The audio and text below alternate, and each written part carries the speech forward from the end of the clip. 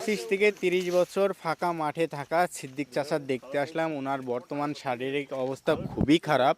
তো এটা জানার পরে আমরা ওনার দেখতে আসলাম এবং ওনার জন্য কিছু মেডিসিন আনা হয়েছে, যেটা আমাদের এখানকার স্থানীয় রফিক ডাক্তারের ছেলে ইমরান ডাক্তার স্পন্সর করেছে। চাচা ভালো আছেন? হ্যাঁ, ভালো আছে।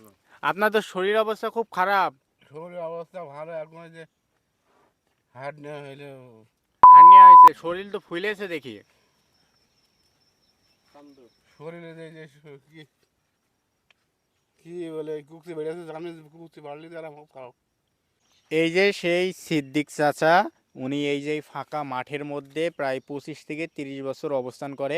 ওনার কিছুদিন আগে আমরা এই যে তোষক, কম্বল, এই চৌকি, অনেক বাজারঘাট দিয়ে গিয়েছিলাম। ওনার কিন্তু বর্তমানে কোনো খাবারের সংকট নাই। ওনার এই যে বাজারও আছে। উনি কোনো কিছু আর খাইতে পারছে না। ওনার শরীরের অবস্থা এতটাই খারাপ যে কোনো কিছু খাইতে পারছে না। আর শরীরটা অনেক ফুলে গেছে আগের থেকে। ভাই, আপনি তো ওনার দেখাশোনা করতেছেন, এখন কি অবস্থা দেখতে পাচ্ছেন? ভাই, এখন যে পরিস্থিতি, তো মনে করেন আমার মনে হয় বেশি দিন আর উনি মানে এই দুনিয়াতে থাকবেন, মানে থাকবেন না, এমন এমন একটা অবস্থা। পরিস্থিতি। হ্যাঁ, আমি ওনার ওই যে যে সমস্যাটা হয়েছে ওইটা দেখলাম। তো আমার মনে হয় ওনার তো খুব দ্রুত একটা অপারেশন করা লাগবে। আসলে ওনার যে সমস্যাটা হয়েছে ওই হার্নিয়া, হুম। ওইটা যদি অপারেশন না করে যখন তখন ওইটা বাস্ট হতে পারে, হ্যাঁ। আর ওই যে অন্ডকোষটা অনেক ফুলেছে এবং অনেকে ওই জায়গাটা ক্ষত হয়েছে। তারপরে এমনি আগে থেকে পায়ে ইনজুরি ছিল, সেই জায়গাটা এখনো খারাপ অবস্থা।